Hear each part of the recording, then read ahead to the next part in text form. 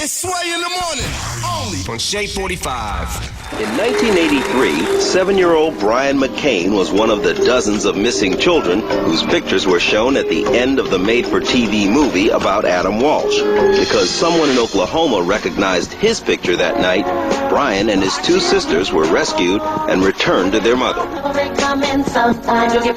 That was 19 years ago.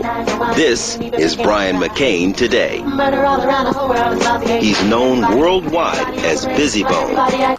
Bizzy Bone, Yep. from Bone Thugs and Harmony, big group in the 90s. People didn't even know that he was abducted as a kid. Yep. And he made a song and dedicated it to you, right? It was a real honor to, and he said, I'm back where I'm supposed to be because of you, all the things you were doing, and I was honored that he talked about it, and it was fantastic. He's quite a guy. Yeah, John Walsh is here. His Twitter address is at 1-800-CRIME-TV. We got to take a couple of calls, and then real quick, I want to get your opinion on the Aton Pates case. That the Pates family have been waiting.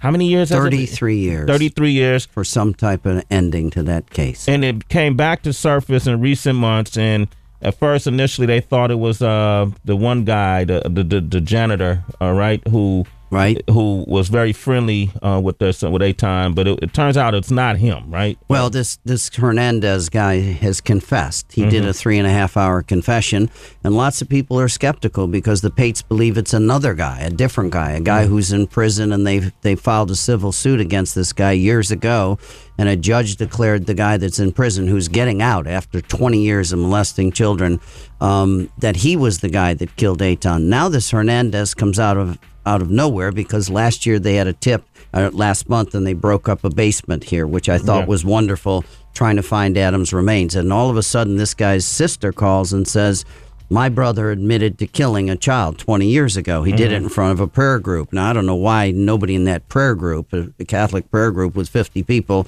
had the guts to come forward and call the cops and say, this guy confessed to a child murder. I mean, really, you got to man up, woman up. You got to make a call. Yeah. But anyway, his sister did.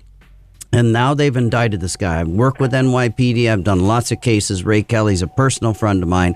I hope they have a good case because they have no body, no DNA, no witnesses 33 years ago. I think the Pateses may be a little bit skeptical because this guy's a serious schizophrenic, right? Yeah. And I've been involved in tons of cases where people have come out of the woodwork and confessed for their 15 minutes of fame. How creepy is that? That you'll confess to, look at the guy with JonBenet Ramsey. That creep from that guy that was in Thailand having a sex change operation said he killed JonBenet Ramsey. He had nothing to do with it. It takes parents on this horrible roller coaster ride. I was on that ride for 27 years. Yeah. So I'm praying that this is the guy, if they can prove this is the guy, that ends the chapter for the Pateses. And they're wonderful people. They've raised 2 other children, and they deserve to.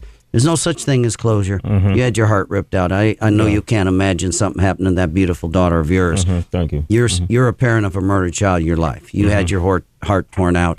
You know, that wound is always there. But I'm hoping the Pateses get some, not closure, I hate that word, ending to their search and get some justice.